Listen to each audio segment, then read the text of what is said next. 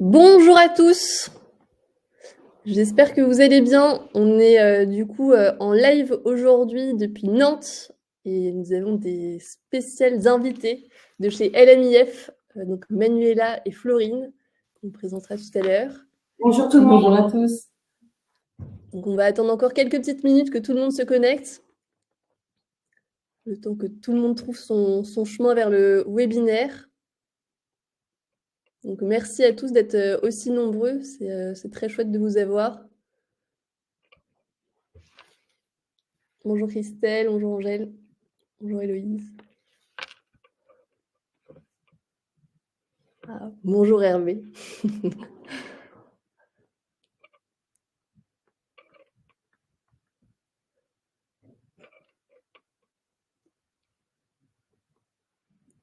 Vous nous entendez bien? C'est tout bon? Vous êtes bien installés?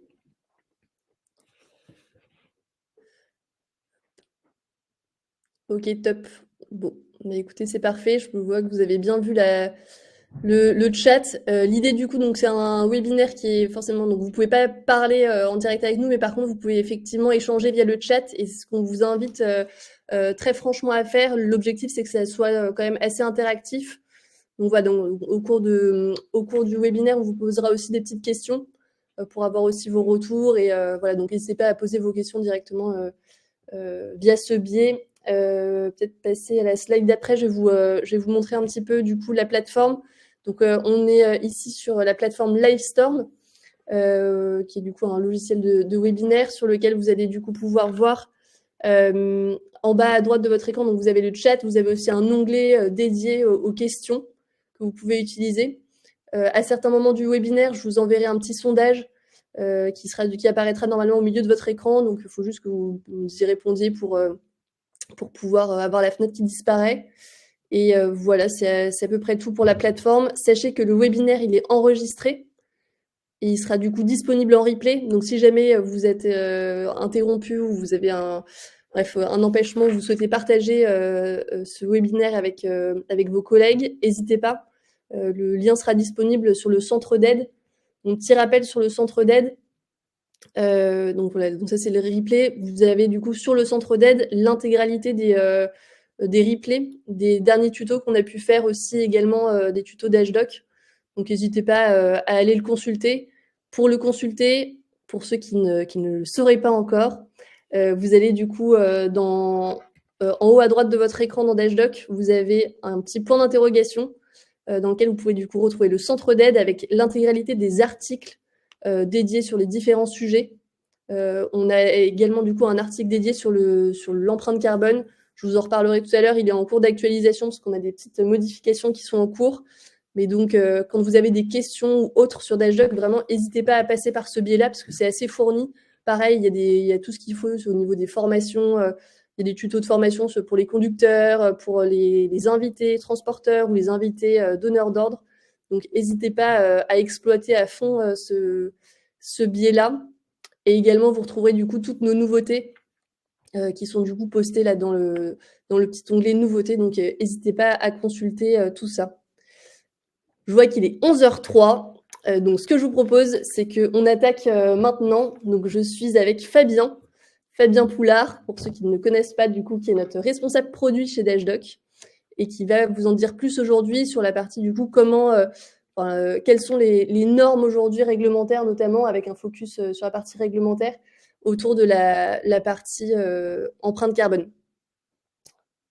Bonjour à tous, merci Zoé pour l'introduction. Donc effectivement, Fabien, je suis responsable du produit chez Dashdoc. Donc c'est fort probable qu'on ait déjà échangé par le passé d'une manière ou d'une autre, soit par les enquêtes, soit par l'école téléphonique ou ce genre de choses. Et donc aujourd'hui, on va s'attaquer au sujet de l'empreinte carbone. Je vais commencer par vous présenter les obligations légales pour remettre un peu en contexte qu'est-ce que vous devez faire, qu'est-ce que vous êtes obligé de faire ou pas.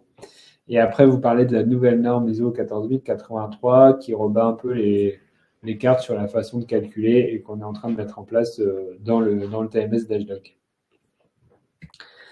Alors, commençons avec les obligations légales. Donc, l'article que vous connaissez tous d'une manière ou d'une autre, c'est l'article du Code des transports qui existe depuis un petit moment maintenant, qui dit que toute personne qui commercialise ou organise une prestation de transport doit transmettre l'information concernant les émissions à ses commanditaires. Donc ça, c'est une obligation depuis déjà, je crois que ça fait presque 10 ans que cette obligation est en place, ce qui fait que ça commence un petit peu plus à bouger chez les transporteurs, c'est qu'à partir de l'année prochaine, à partir du 1er janvier 2025, cette obligation qui pour l'instant n'avait aucune sanction associée, on va avoir l'introduction d'une amende pour ceux qui ne respecteraient pas cette règle-là. Donc ça, c'est vraiment l'article du Code du transport qui définit un petit peu le cadre légal global. Mais en fait, c'est probablement pas celle-là qui va le plus vous impacter aujourd'hui. Ce qui va plus vous impacter, c'est toute la réglementation globale sur les entreprises concernant l'obligation de réaliser des bilans d'émissions des gaz à effet de serre, BEGES. C'est quelque chose de beaucoup plus récent. Et donc, ces bilans sont obligatoires pour un certain nombre d'entreprises. Ils sont obligatoires pour toutes les entreprises de plus de 500 salariés en France métropolitaine. Donc, toutes les entreprises qui ont plus de 500 salariés sont obligées de faire tous les ans un bilan d'émissions de leurs gaz à effet de serre. Les entreprises qui ont plus de 250 salariés dans les Outre-mer. Et enfin, les entreprises entre 50 et 500 salariés qui ont reçu une aide de l'État dans le cadre du plan de relance. Voilà. C'est un bilan un peu simplifié par rapport aux autres, mais c'est quand même une obligation. Donc tout ça pour dire qu'il y a de plus en plus d'entreprises qui aujourd'hui sont obligées de publier des bilans d'émissions de gaz à effet de serre. Et c'est probable que vous en ayez dans vos clients. Et si vos clients sont soumis à l'obligation, en fait, ils vont avoir besoin que vous leur fournissiez les informations concernant les transports. Et donc, quelque part, cette obligation vous retombe un petit peu dessus via vos clients en cascade, quoi. Donc, finalement, par rapport à l'article du Code des transports, c'est plutôt cette obligation-là qui risque de vous impacter parce qu'assez large, finalement, si vous travaillez avec des gros clients. Alors, on parle de bilan d'émissions de gaz à effet de serre. Qu'est-ce que c'est ? Donc, un BEGES, c'est l'évaluation de la quantité de gaz à effet de serre qui est émise dans l'atmosphère par les activités de l'entreprise sur une année. D'accord ? Donc, quand on parle d'émissions, on parle en fait de kilos équivalent CO2. Équivalent CO2, ça veut dire qu'en fait, il y a plein de gaz différents qui ont un impact de type effet de serre. Le plus connu, c'est le CO2. Ils ont tous des impacts plus ou moins forts en termes de radiation ou de durée de présence dans l'atmosphère.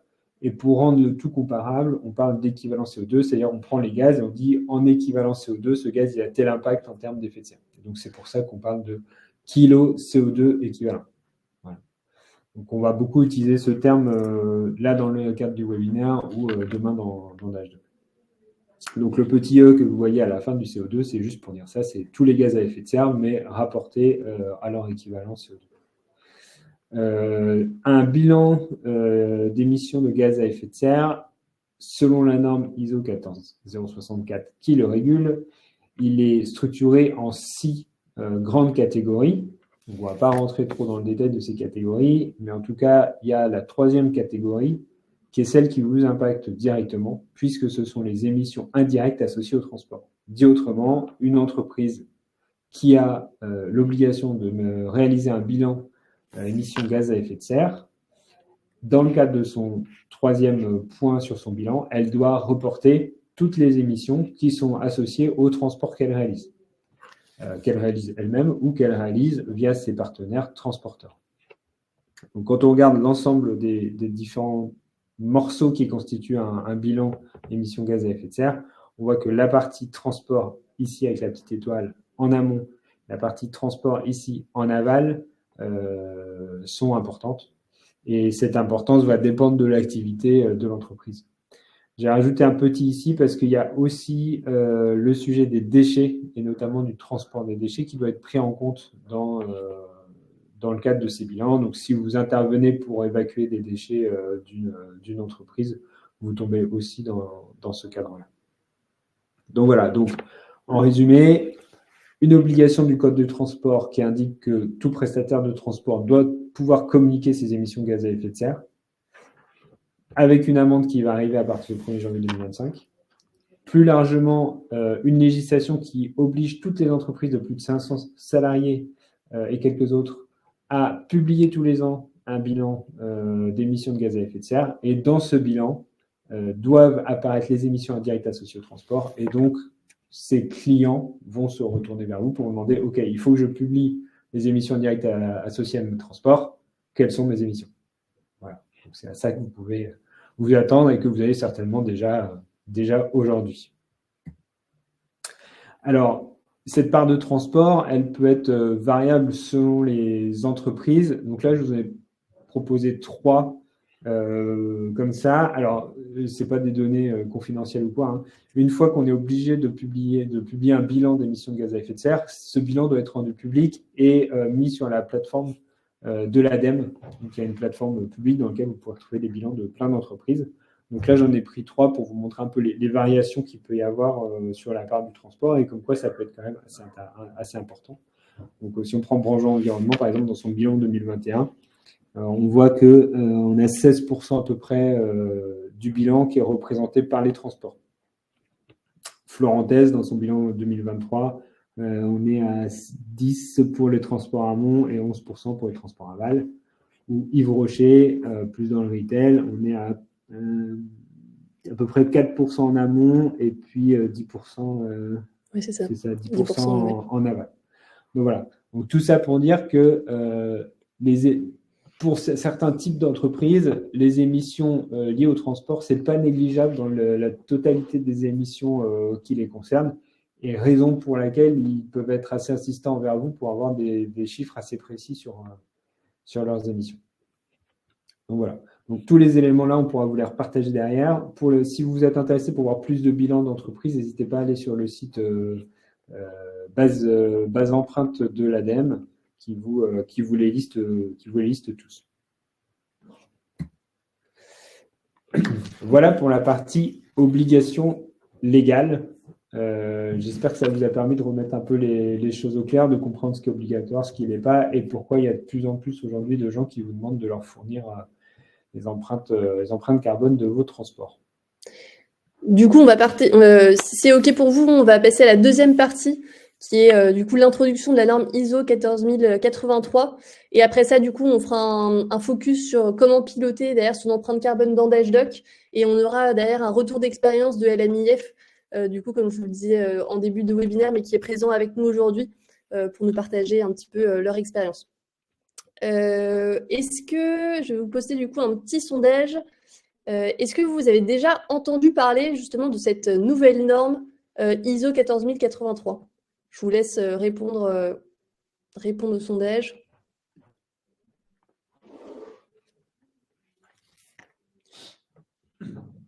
Donc, honnêtement, sans surprise, on voit que la majorité n'en a pas entendu parler. C'est d'ailleurs aussi pour ça qu'on voulait faire ce webinaire aujourd'hui, c'était pour pouvoir vulgariser cette norme et vous partager plus simplement de quoi il en ressortait. Très bien. Et bien, écoutez, du coup, si c'est bon pour vous, on va attaquer cette partie avec toujours Fabien qui va nous présenter. Donc bon, alors, en gros, les 3/4 d'entre vous connaissent pas, ont jamais entendu parler de la norme. C'est pas spécialement une surprise. Donc la norme, de son joli nom ISO 14083, donc c'est une norme ISO.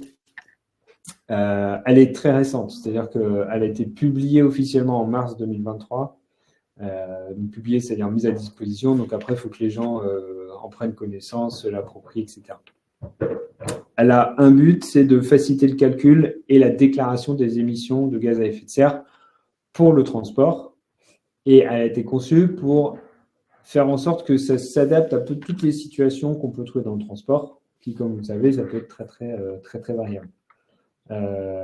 L'idée, ça a été d'en faire une norme parce que aujourd'hui, il n'y a pas trop de cadrage sur la façon de calculer les émissions dans le transport. Donc, il y a la méthodologie historique de l'ADEME de 2012, mais qui commençait à dater un peu, et surtout qui était disponible que pour la France. Donc, l'idée, ça a été d'en faire une norme qui soit internationale, qui permette donc de rendre les calculs comparables et donc que les résultats des empreintes carbone dans le transport soient tout à peu près comparables. Et donc pour vos clients, pour les donneurs d'ordre, ou même pour vous-même, pouvoir regarder ce que font les uns et les autres et comprendre en fait quelle différence il peut y avoir et d'où ça peut venir. Ça couvre tous les types de transport, donc c'est du terrestre, du maritime, du fluvial, de l'aérien. Nous, on va se concentrer principalement sur le terrestre, mais ça s'applique de la même façon avec tous les autres types de transport, et aussi bien pour le fret que pour les passagers. Pareil, nous, on va plutôt se concentrer sur la partie fret, vu que c'est ce qui nous intéresse ici. Cette norme, elle s'inscrit dans plein de normes qui sont publiées depuis des années sur l'empreinte carbone. Donc, ce que je vous ai montré juste avant sur ce qui structure en fait les empreintes carbone d'une société, c'était une autre norme ISO. Et en fait, cette norme ISO globale, elle fait référence à plein d'autres normes ISO. Et donc, celle-ci maintenant s'inscrit dedans, ce qui va permettre pour la partie de troisième catégorie du bilan d'avoir une norme qui cadre et qui définit comment doivent être faits les calculs. Donc ça, c'est pour la partie un petit peu barbante, on va dire. Maintenant, si on rentre dans le vif du sujet, comment ça fonctionne? En fait, l'idée, la norme se positionne à l'échelle de ce qu'elle appelle la chaîne de transport, c'est-à-dire d'un bout du transport où j'enlève jusqu'à l'autre bout où je livre. Ces chaînes de transport, le cas le plus simple que vous avez certainement beaucoup dans vos entreprises, c'est je fais du complet sans passage à quai, donc je vais faire mon enlèvement et je vais livrer directement. Donc ça, c'est une chaîne dans laquelle finalement on n'a qu'un seul maillon puisque on a un camion qui va enlever et qui va livrer dans la foulée. Donc on dit dans le cadre de la norme qu'il y a une seule opération de transport et les émissions dans ce cas-là, c'est les émissions de cette opération de transport. Quand on rentre dans des choses potentiellement un peu plus complexes, avec des ruptures, là, on va devoir découper en différents maillons. Donc, on va avoir un premier maillon, on va appeler l'opération de transport d'enlèvement. Donc, c'est j'enlève et je vais jusqu'au dépôt, je vais faire ma rupture. Le second maillon, ça va être l'opération de plateforme via le passage à quai, où là, je vais décharger la marchandise pour après, troisième maillon, la recharger dans un autre véhicule qui va aller jusqu'à la livraison. Donc là, on voit qu'on a cette chaîne de transport qui est découpée en 3 morceaux. On peut bien sûr imaginer qu'il y en ait plus, mais vous comprenez globalement l'idée.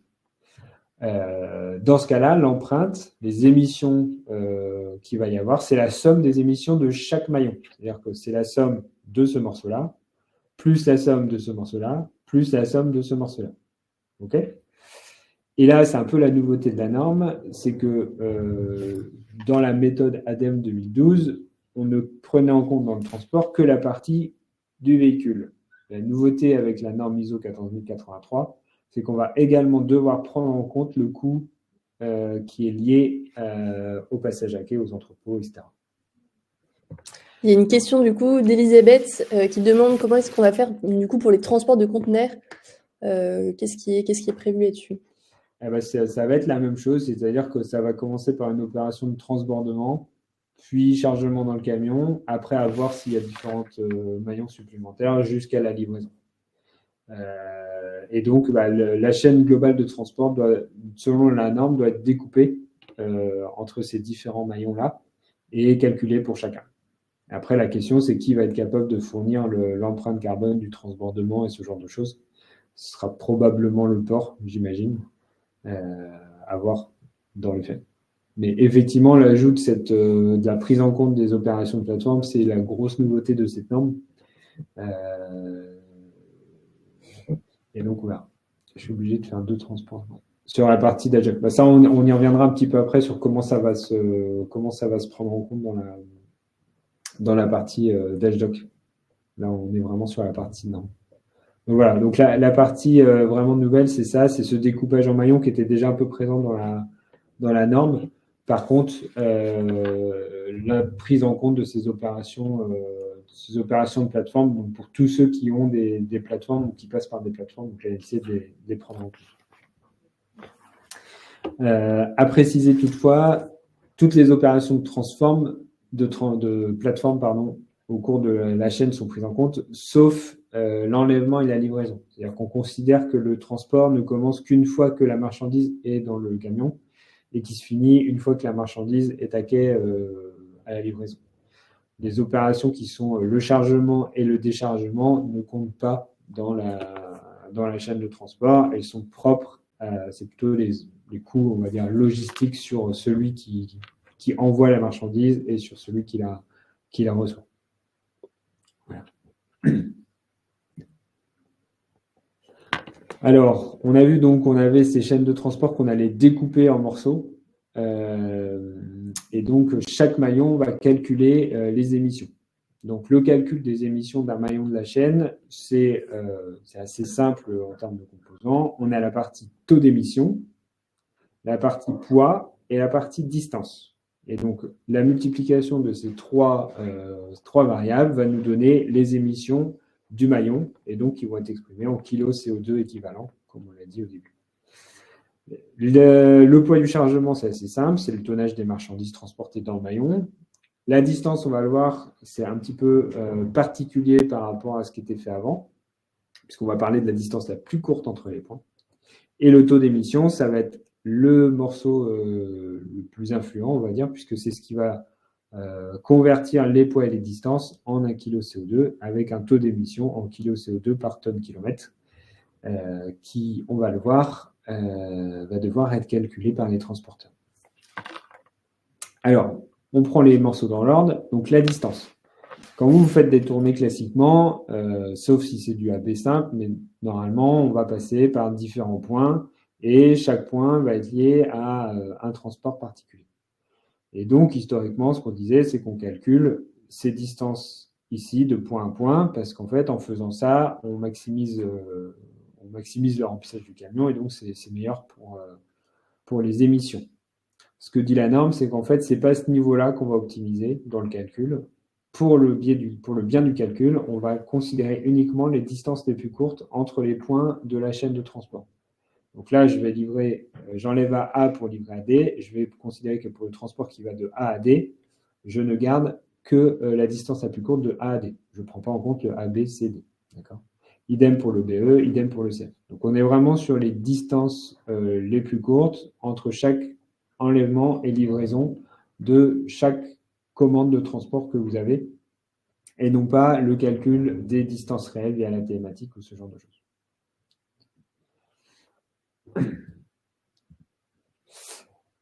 Le taux d'émission va compenser ça.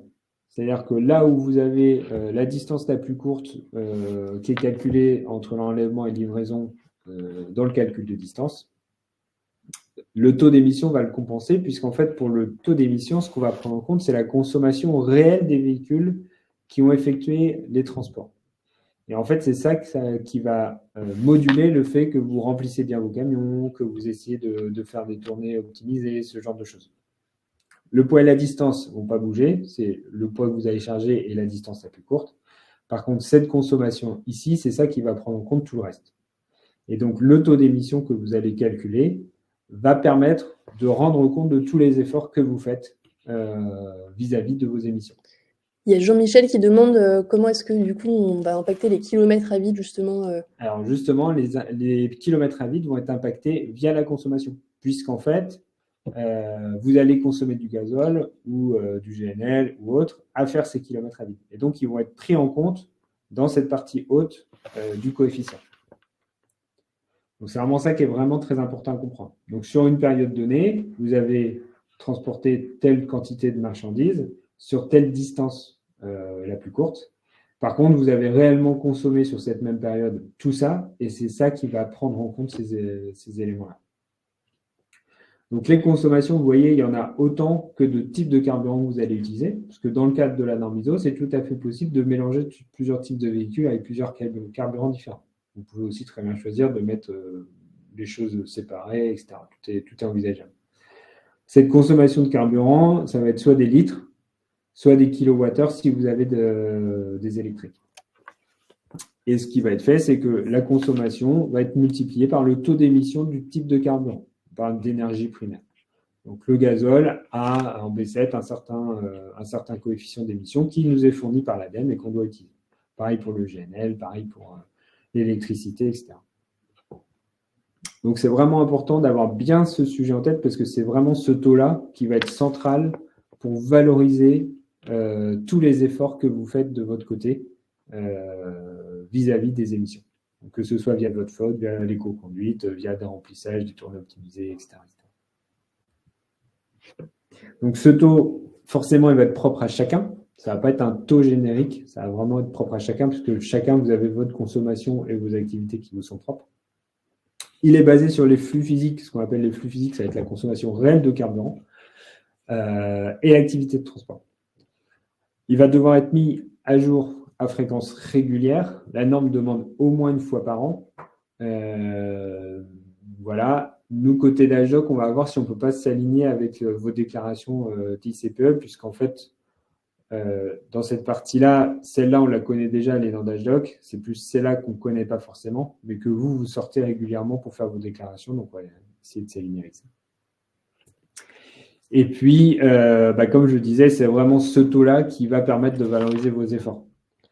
Donc, on peut certes partir au démarrage avec un taux générique, mais si vous voulez valoriser vos efforts, il faut absolument assez vite avoir votre propre taux d'émission qui soit mis à jour régulièrement. Et ça va être une manière aussi pour vous de vous rendre compte de comment vos efforts payent, puisqu'à chaque fois que vous allez calculer, vous allez voir votre taux d'émission et vous allez voir s'il augmente ou il descend en fonction de vos activités. Donc, c'est un bon moyen aussi de piloter de votre côté et de voir les résultats réels de vos efforts. Alors là, je vous ai présenté la chose comme si c'était le même taux pour tous vos transports. Dans les faits, la norme dit que c'est plus pertinent de répartir vos activités selon un peu leur propriété. C'est-à-dire que si vous faites à la fois de la longue, de la courte, de la benne, du frigo, si vous mélangez tout, vous allez avoir un taux d'émission qui va être très bon pour du frigo, par exemple, mais très mauvais pour de la benne régionale, ou inversement. Donc l'idée, c'est plutôt de se dire, OK, quelles sont mes activités de transport qui sont un petit peu cohérentes entre elles, homogènes, et donc de répartir l'ensemble de mes commandes selon ces différentes, ce qu'on appelle les catégories des opérations de transport. Donc là, par exemple, on voit, c'est des propositions, hein, j'ai tout l'international, je vais le mettre ensemble, toute la partie nationale, je vais la mettre ensemble, le régional en porteur, je vais le mettre ensemble, le régional en benne, je vais le mettre ensemble, etc. etc. Donc ça dépend vraiment de vous et des choix que vous allez faire. L'intérêt, c'est que vous allez avoir un taux d'émission pour chacun, et donc qui va être cohérent par rapport à ce type d'activité. Vous avez la norme impose rien du tout là-dessus, c'est-à-dire que vous pouvez très bien dire je mets tout ensemble, vous pouvez très bien dire je regroupe tout d'une façon ou d'une autre, il n'y a aucune règle ni aucune obligation. Le seul point, c'est que vous l'avez vu, pour calculer le coefficient, il va falloir avoir les consommations réelles liées à l'activité, et donc c'est vraiment ça qu'il faut avoir en tête pour vous faciliter la vie et pas avoir à faire 15 000 calculs pour avoir les bonnes consommations derrière. Donc voilà, c'est un peu la recommandation que nous, on vous fait. Donc voilà un petit peu pour ce sujet de la norme. Donc à retenir les taux d'émission. Donc le coefficient qu'on a vu juste avant, il est calculé sur l'historique et appliqué sur le présent. Donc il y a toujours forcément un petit décalage entre les données sur lesquelles je calcule et comment je l'applique sur les transports. Un petit décollage entre les efforts et les effets, et c'est pour ça qu'on vous recommande de ne pas le faire annuellement, mais de trouver un moyen de le faire plus fréquemment pour rendre compte à vos clients des efforts que vous faites. La distance réellement parcourue par le véhicule a peu d'importance. On se base que sur la distance la plus courte, et donc c'est vraiment l'aspect consommation qui va rendre compte des efforts que vous faites. Le taux d'émission, il est plus propre à un véhicule comme c'était le cas avant, mais ça va être une moyenne sur une catégorie, donc les transports que vous mettez ensemble. Et donc là-dedans, ça va être possible de mixer les types de véhicules. Après, on sait que vous êtes dans des situations où certains clients vous demandent d'utiliser uniquement ce type de véhicule pour avoir des émissions faibles ou ce genre de choses. Et donc ça, c'est tout à fait possible, c'est-à-dire que vous pouvez très bien définir une catégorie uniquement pour un client qui ne profitera que de ce type de véhicule. Et comme ça, vous êtes sûr d'avoir le taux d'émission qui est bon et donc des empreintes plus basses que par rapport au reste de votre flotte, par exemple. Voilà. Est-ce que c'est clair pour vous ou est-ce que vous avez des questions? N'hésitez pas à les poser dans le chat. Là, on va passer sur la partie plutôt opérationnelle d'Ashdoc. Mais n'hésitez pas, du coup, si vous avez des remarques. Globalement, c'est plutôt clair pour vous. N'hésitez pas à nous faire aussi vos retours. Voilà. la norme est potentiellement un peu dure à digérer, donc j'espère qu'on a essayé de la rendre la plus compréhensible possible pour vous. Même si j'imagine que ça doit tirer plein de questions sur la mise en œuvre derrière de votre côté.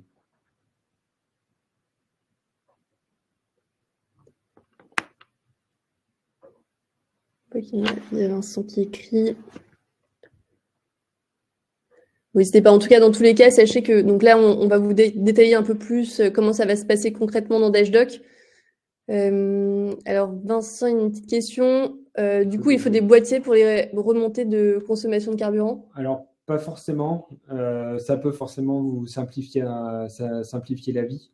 Mais ce qui est attendu, c'est la consommation sur la base de vos prises de carburant. Donc, en fait, vos tickets de prise de carburant peuvent être suffisants. Ce coefficient, il est fait sur des périodes. Et des périodes qui peuvent être plus ou moins longues. Donc, prenez par exemple, si vous allez dire, bon, je vais mettre à jour pour le mois de janvier, vous prenez tous les tickets de prise de carburant que vous avez sur le mois de janvier et vous utilisez ça comme source.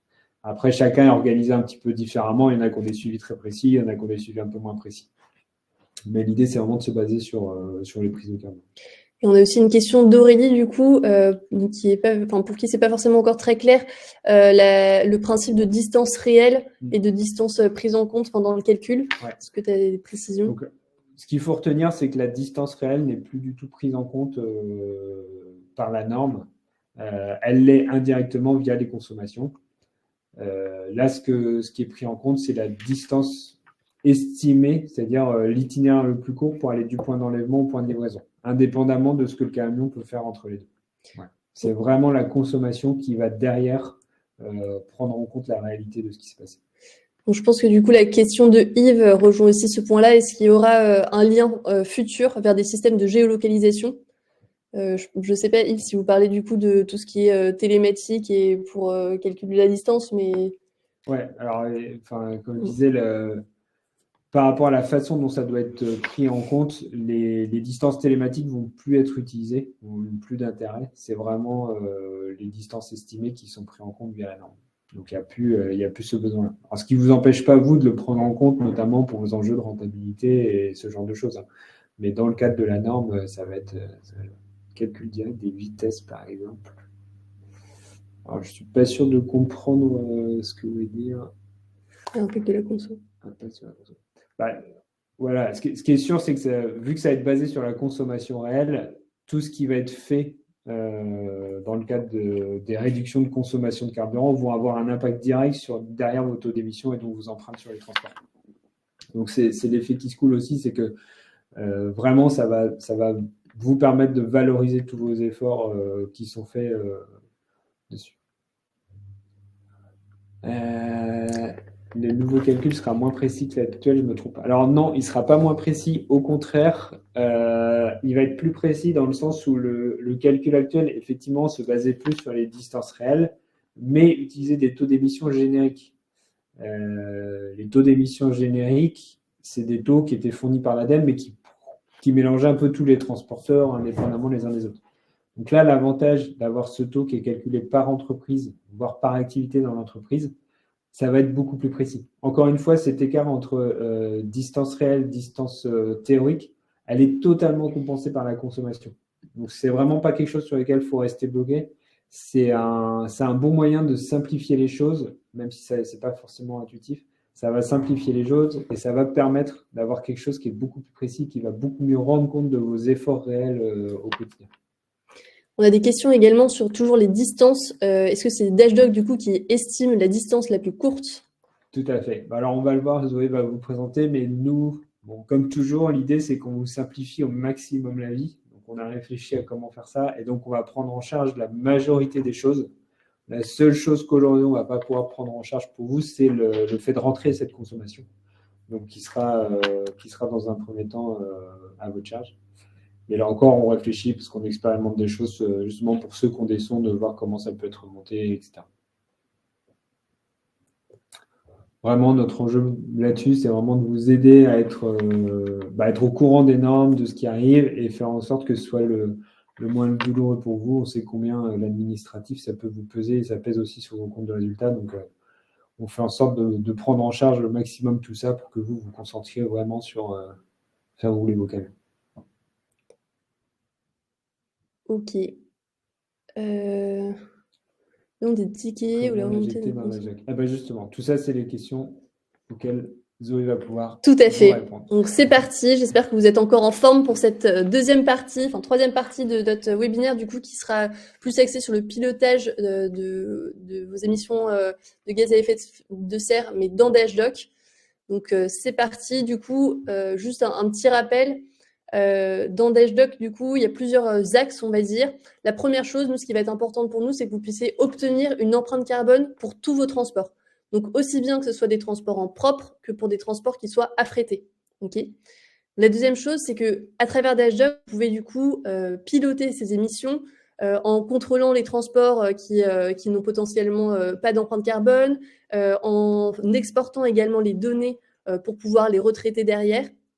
Et enfin, la dernière chose sur laquelle on a travaillé également, c'est le fait de pouvoir partager facilement cette information avec vos interlocuteurs, donc que ce soit avec vos clients à travers le portail invité, puisque l'empreinte carbone est disponible sur les transports depuis le portail invité, à travers vos factures, lorsque vous utilisez le module Dashdoc Facturation, vous avez du coup l'empreinte carbone qui apparaît en pied de facture, et on est en train de travailler à la connexion avec la plateforme EVE de l'ADEME, qui permet du coup de renvoyer en automatique des données sur vos émissions de CO2 directement sur la plateforme.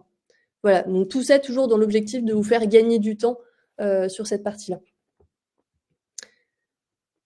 Du coup, la première chose, donc comme on vous l'a partagé, jusqu'à présent, vous aviez déjà un calcul d'empreinte carbone dans Dashdoc, mais qui était basé sur, on va dire, les anciennes normes de l'ADEME. On est en train du coup de faire les modifications en ce moment pour pouvoir s'adapter à ce nouveau calcul que Fabien vous a présenté, et tout ça sera disponible du coup d'ici fin mars. Donc, comment ça va se passer concrètement? Vous, comme on vous l'a dit, la chose du coup qu'il va falloir que vous veniez paramétrer, vraiment, c'est le taux d'émission. Okay, donc, vous aurez une modèle dédiée dans vos paramètres dans lesquels vous pourrez venir renseigner du coup vos consommations carburant, et Dashdoc vous aidera à faire ce calcul de taux d'émission. Ce taux d'émission, il devra être défini sur une période donnée et du coup être mis à jour régulièrement en fonction de la période que vous avez saisie. Okay. Là-dessus, vous pourrez du coup toujours vous baser sur vos relevés TICPE pour vous aider justement à référencer ces différentes consommations. Donc, une fois que ce taux d'émission est paramétré, pour la partie transport en propre, nous, le calcul se base du coup sur le taux d'émission fois le poids de chargement fois la distance. Donc, à partir du moment où toutes ces informations sont bien dans le transport, Dashdoc le calcule. Donc, si votre taux d'émission est paramétré, c'est tout bon. Sinon, on prendra des taux d'émission standards de l'ADEME. Le poids des marchandises est renseigné du coup en kilos et les distances du coup sont estimées, et ça on le calculera directement depuis Dashdoc. Important juste à savoir, nous Dashdoc du coup on est connecté avec un logiciel qui s'appelle IR et qui nous permet du coup de calculer les distances estimées d'après des itinéraires camions. Important toujours, si jamais vous voyez qu'il vous manque des distances, potentiellement regardez juste la qualité de la saisie de vos adresses. Je pense qu'on aura l'occasion de refaire un tuto plus détaillé une fois que tout ça sera dans le produit pour vous guider sur cette partie-là. Mais en tout cas, voilà, vous pourrez voir un peu tout ça. Au niveau des transports affrétés, même histoire. Globalement, il vous faut toujours le poids des marchandises qui soient renseignées, la distance estimée du coup que vous avez automatiquement avec Dashdoc, et le fait que du coup les taux d'émission soient paramétrés par l'affrété. Alors justement là-dessus, on sait que le taux d'émission paramétré par les affrétés, ça peut être un sujet qui est un peu compliqué. Souvent, on n'a pas forcément l'information. Sachez que si on n'a pas l'information, Dashdoc va venir s'appuyer sur le taux d'émission qui est paramétré pour les types de véhicules demandés.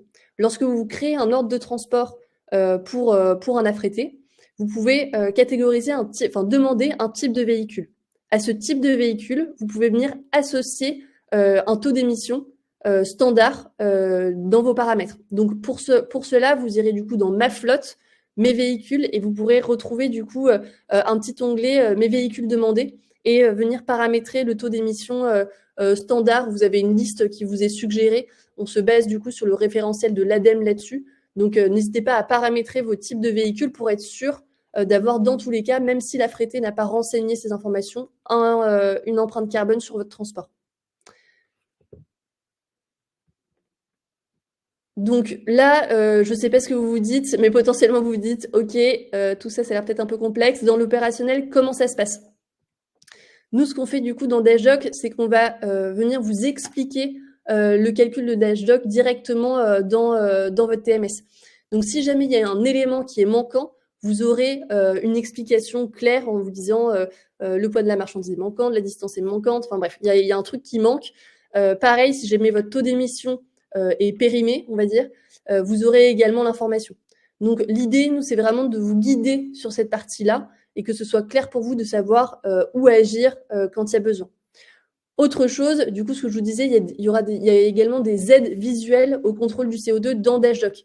Donc là où aujourd'hui, dans votre onglet transport terminé, vous avez pas mal de petits badges de contrôle sur, par exemple, des écarts de poids, des absences de CMR, etc. Enfin bref, des absences de prix, des choses qui peuvent être importantes au moment du contrôle des transports. Vous aurez également le nombre de transports sans empreinte carbone. C'est d'ailleurs déjà disponible dans Dashdoc. Donc, vous cliquez dessus et vous avez directement la liste des transports pour lesquels il manque l'empreinte carbone. Donc, n'hésitez pas à vous aider de ça pour vous guider un peu dans l'outil. Pareil, vous pouvez aussi paramétrer vos colonnes. Aujourd'hui, maintenant, les colonnes, elles sont personnalisables dans Dashdoc. Vous avez une petite molette en haut à droite de votre écran sur laquelle vous pouvez cliquer et sélectionner les colonnes que vous souhaitez voir apparaître ou non. Et vous avez à présent aussi la colonne du coup sur l'empreinte carbone. Et enfin, bien sûr, il y aura du coup un article du centre d'aide qui sera détaillé, aujourd'hui qui n'est pas encore à jour puisqu'on n'a pas encore mis en production cette partie ISO 14083, mais qu'il sera. Et je pense qu'on fera peut-être aussi une petite vidéo juste ou en tout cas le lien vers le webinaire qui sera toujours disponible pour que vous ayez toujours de la matière pour comprendre un petit peu comment tout ça se passe. Un point dont j'ai peut-être pas parlé dont j'ai peut-être pas parlé, c'est sur la partie plateforme dont Fabien nous a parlé tout à l'heure. Vous aurez la possibilité, dans chacun des ordres de transport, de venir renseigner, si jamais vous avez une rupture de charge, un passage à quai, de venir renseigner l'empreinte carbone de cette plateforme à ce niveau-là. C'est une information, de toute façon, je pense qu'il faudra qu'on voit dans l'opérationnel comment ça se passe. Donc, franchement, n'hésitez vraiment pas à nous faire aussi vos retours d'expérience quand tout ça sera en place. Mais du coup, l'idée, ce sera du coup de récupérer l'information, vous, de vos partenaires pour venir l'imbriquer dans Dashdoc pour avoir cette information sur la plateforme. Et nous, on est en train de voir si on ne pourrait pas récupérer du coup un taux moyen standard de l'ADEME. Donc, on a demandé à l'ADEME parce que pour l'instant, il n'y a aucune information là-dessus, donc il n'y a pas de taux standard, etc.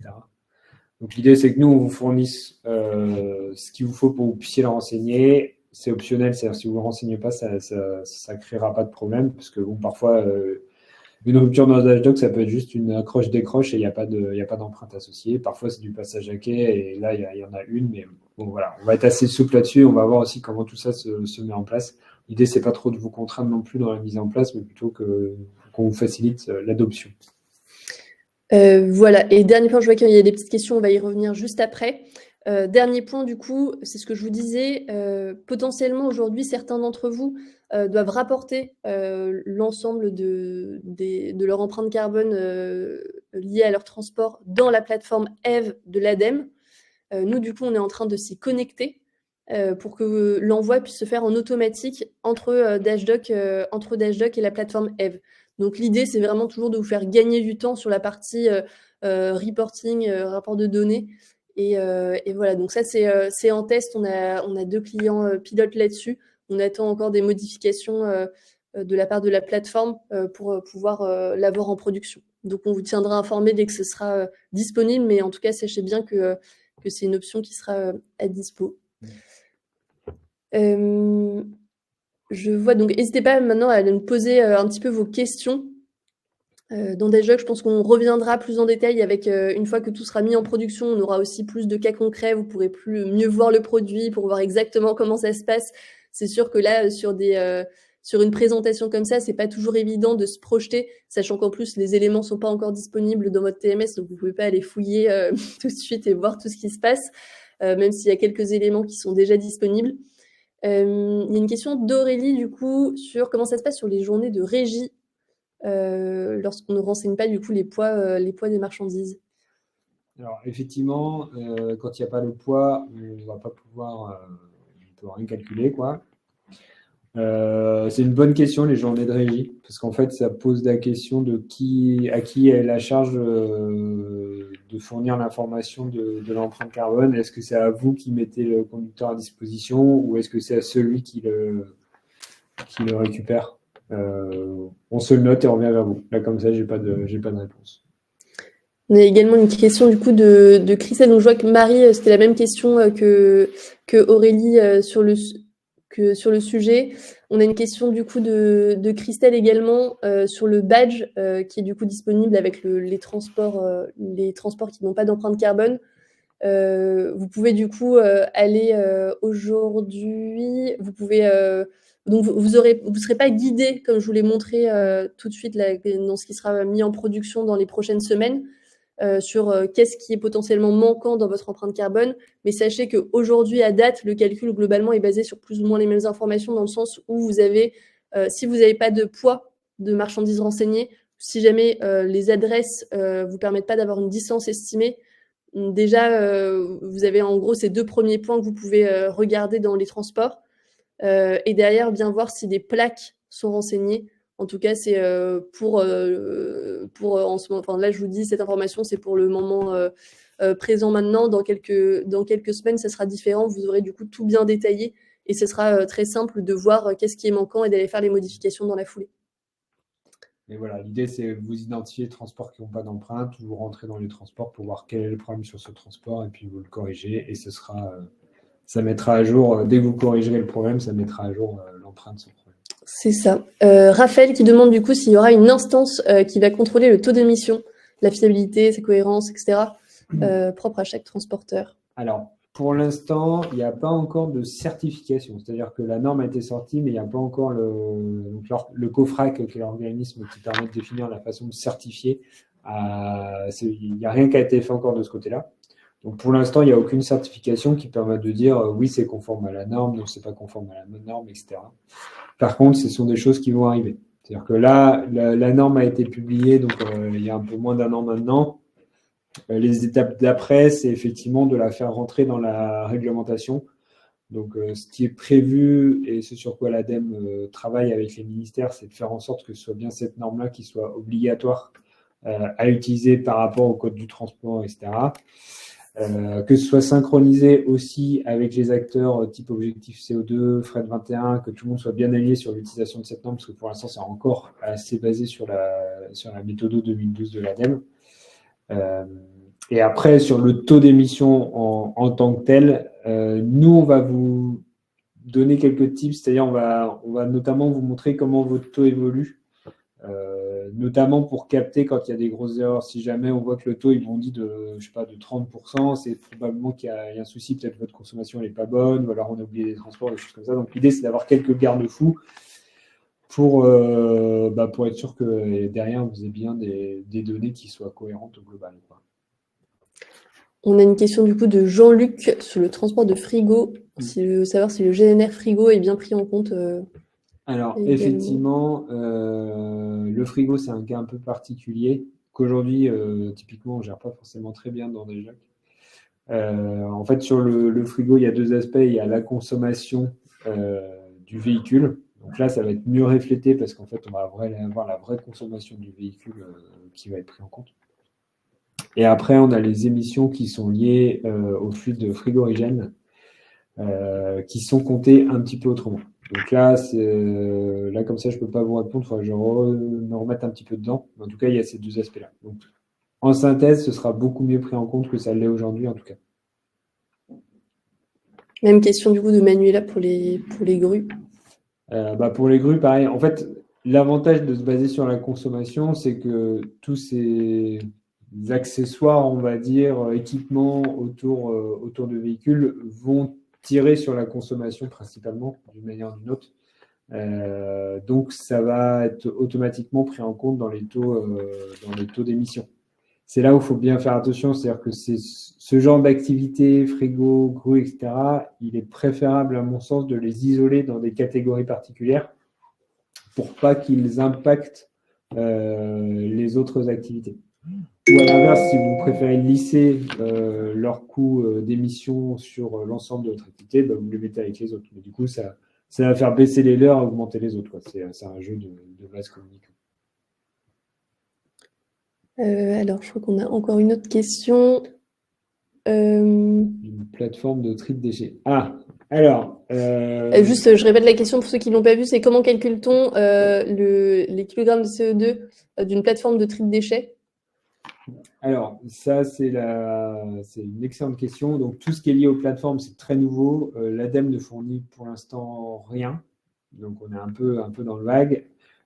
Donc, la méthode habituelle s'applique, c'est-à-dire que ce qui va définir le coût d'une plateforme, c'est qu'on va calculer ses flux physiques. Donc, en gros, l'électricité pour éclairer et chauffer, le carburant des véhicules à l'intérieur de la plateforme qui font soit des grues, soit des Manitou, des trucs comme ça. Et on va le rapporter au volume, au flux qui transite par la plateforme. Donc, une plateforme déchets, par exemple, ça va être les tonnes. C'est-à-dire, la plateforme, sur un mois ou sur une année, elle émet tant de gaz à effet de serre du fait de sa consommation électrique, consommation de carburant propre, etc. Et on le rapporte au nombre de flux de tonnes qui transitent. Et donc, si je ramène un camion avec 25 tonnes, bah, j'applique et j'ai l'empreinte. Pour des plateformes plus orientées logistique, palette, etc., c'est le même principe, si ce n'est qu'on va avoir plutôt tendance à le ramener à la palette plutôt qu'au poids, qui est plutôt une unité suivie que le poids. Mais grosso modo, c'est je fais le bilan d'émissions de gaz à effet de serre de ma plateforme et je le divise par les flux qui transitent. Et ça me donne un taux d'émission plateforme que je vais pouvoir multiplier après pour chaque transport par les quantités qui sont mises dans le transport. Donc ça fait beaucoup, hein, on le sait, ça fait beaucoup de choses. Donc il va falloir un peu de temps pour que opérationnellement les gens se l'approprient et l'utilisent. On est là aussi pour vous aider autant qu'on le pourra. Et puis nous, on l'a pas trop dit, mais on est en contact direct avec l'ADEME sur tous ces sujets. On a travaillé avec eux sur l'implémentation de la norme. Voilà, on leur pose aussi des questions, on les challenge aussi sur tous ces sujets-là. Donc on essaiera autant que possible d'être vos porte-parole et de voir comment on peut simplifier la vie de tout le monde. Eh bien, si c'est bon pour vous, je vous propose qu'on passe à la dernière partie de ce webinaire, qui est du coup un partage d'expérience de LMIF, avec du coup Manuela et Florine qui sont avec nous. Manuela, Florine, du coup, je vous laisse vous présenter et on vous laisse la main. D'accord. Je suis Manuela, la dirigeante des transports LMIF. Et Florine Morel, qui est technicienne sécurité environnement. Donc l'idée, c'est que vous puissiez un peu nous partager, vous, votre retour d'expérience sur ce sujet CO2, qui est du coup un sujet assez complexe. Savoir un petit peu ce que vous avez pu mettre en place chez vous et voilà, avoir un petit peu votre retour. Effectivement, là, sur les 2 slides que nous allons présenter, la première, on va parler essentiellement de nos engagements, qui va ressembler à ce que la plupart des transporteurs font. Et la deuxième, on axera comment on utilise en fait l'outil d'HDoc pour pouvoir répondre aux exigences qu'on a, soit de l'ADEME, soit de nos donneurs d'ordre. Pour nous présenter vite fait, nous sommes un transporteur basé dans l'Oise. On fait à peu près 19 millions de chiffre d'affaires, on a 150 salariés et on a à peu près 300 cartes grises. Alors, il y a 3 ans, nous sommes rentrés dans une démarche de réduction, de décarbonation, pardon, et nous avons signé la charte auprès de l'ADEME. Nous sommes engagés sur 4 grands axes. Le premier grand axe est surtout humain, à savoir de mettre des moyens pour pousser nos conducteurs à rentrer dans une démarche d'éco-conduite. Pour faire ça, nous nous basons sur un formateur en interne qui lui-même est accompagné d'une petite dizaine de conducteurs référents choisis sur la base du volontariat et de leur propre performance en éco-conduite. Tous les mois, nous réalisons un suivi des performances des conducteurs et nous menons des actions auprès d'eux pour qu'ils améliorent ces performances. Le deuxième axe, est sur les véhicules. Nous avons investi sur l'achat de véhicules décents. Avec notre garage interne, on a cette particularité et cette force d'avoir un garage en interne qui nous permet de remonter des éléments d'analyse et de maîtriser nos coûts sur l'entretien. Avec le garage, nous avons travaillé à refaire nos configurations techniques de véhicules pour qu'elles soient beaucoup plus adaptées à notre besoin. On transporte du lourd, on fait pas mal de chantiers. Donc, on a bien travaillé sur ces configurations techniques de véhicules afin de réduire nos consommations, notamment de carburant. D'un point de vue carburant, tous les mois, notre formateur fait également un suivi des consommations par véhicule de nos carburants. Alors, pour le coup, pour rejoindre ce qui a été dit tout à l'heure, on sépare la partie grue, chantier de nos totes et du reste de nos véhicules.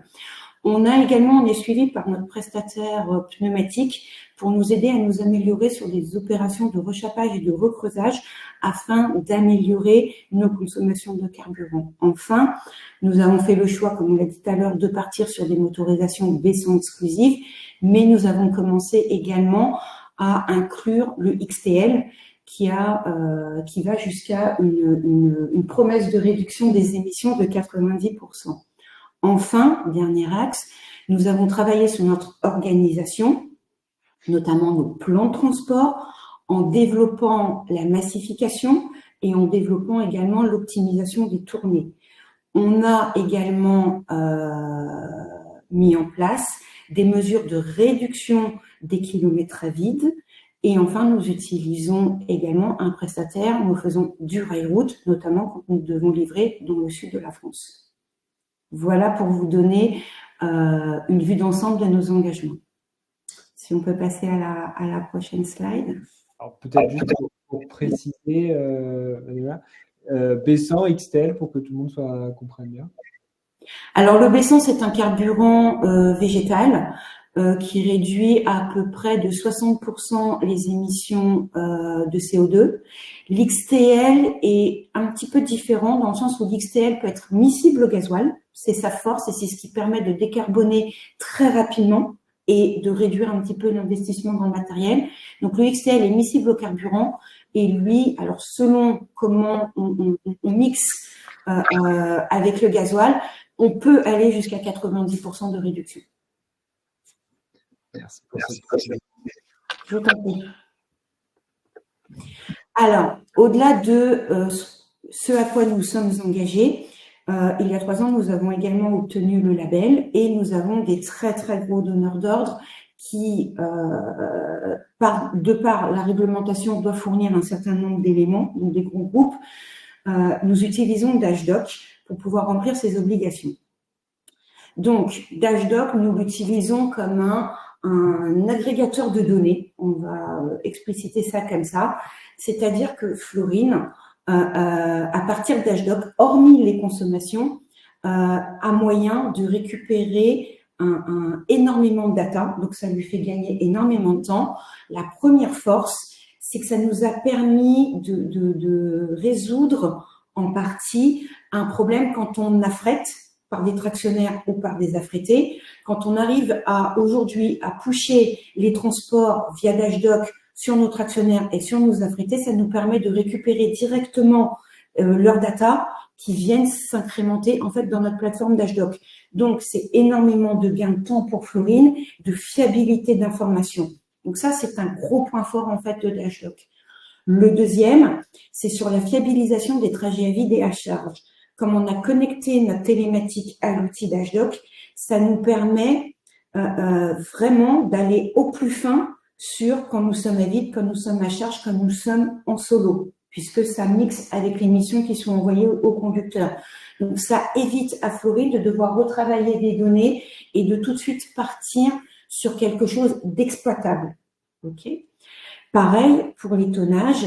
Comme on se base sur les ICMR, donc ce que le conducteur déclare dans l'outil, enfin sur le mobile Dashdoc, au lieu d'avoir des données des fois envoyées des clients qui peuvent être des poids de commande standards ou théoriques, au moins en récupérant l'information des tonnages directement de nos ICMR, en fait, Florine a une information fiable sur les tonnages.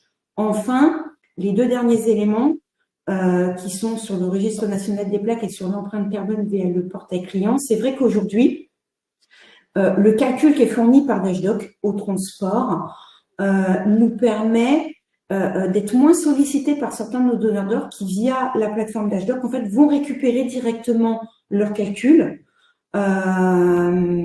Et donc, ça évite de solliciter Florine sur ce point. Et le calcul est, ok, c'est basé sur des taux génériques de l'ADEME, mais c'est un premier élément, un premier niveau. Et c'est assez intéressant et nos clients sont assez contents, en fait, avec ces éléments-là. Donc, on utilise bien Dashdoc, effectivement, pour ces éléments-là. Donc, pour le label, là, Florine, justement, est en cours de remontée pour notre 3e année de label. Et tous les lundis, pour un de nos gros comptes pour lesquels on est pilote pour leur bilan BEGS, on utilise l'outil.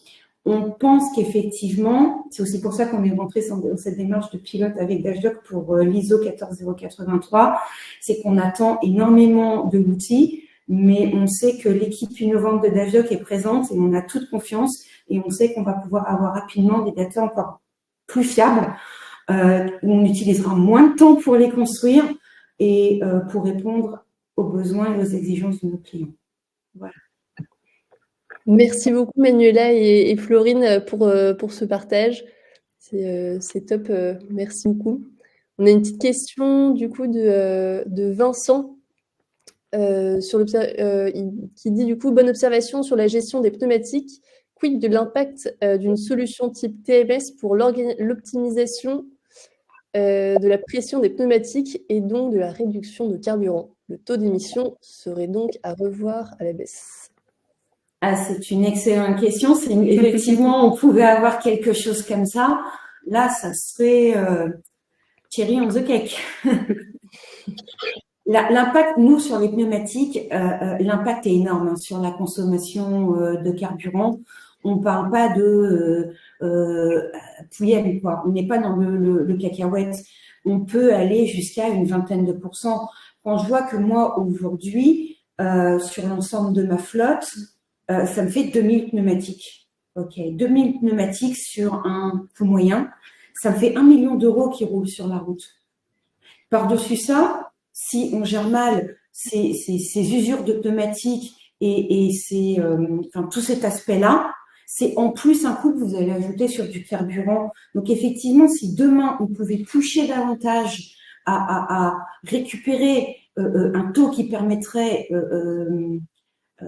d'améliorer encore cette performance de mesure du taux d'émission, on serait bien. Est-ce que vous avez d'autres questions pour Manuela et Florine? Même pour nous, en fonction.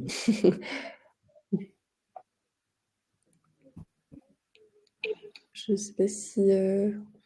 Alors, quelque chose sur lequel on est passé peut-être un petit peu vite, mais qu'on vous redit, c'est donc on est bien conscient de vos besoins de reporting vis-à-vis de objectifs CO2 ou fret 21 selon votre rôle.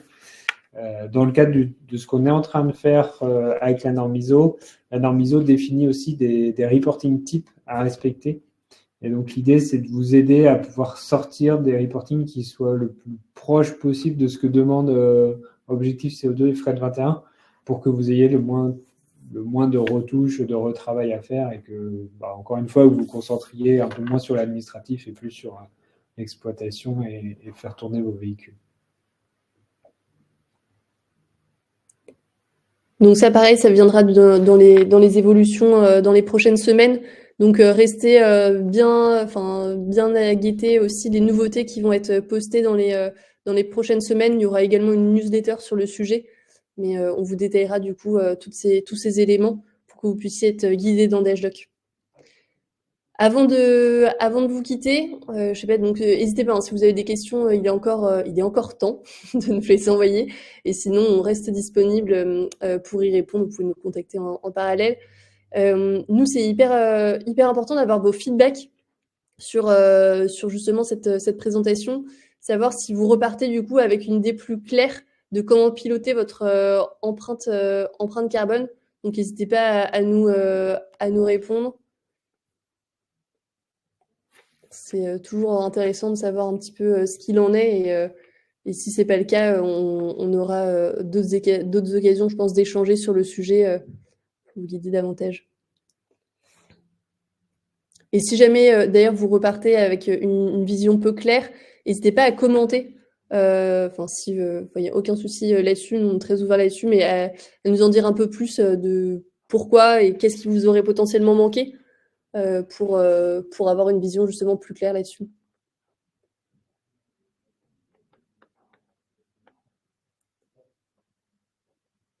Ou au pire, on pourra détailler ça avec vous en parallèle pour les personnes auxquelles c'est pas forcément clair, mais tant mieux, on voit quand même il y a une majorité, ça nous rassure, une majorité d'entre vous qui repartent avec une vision plus claire sur ce sujet.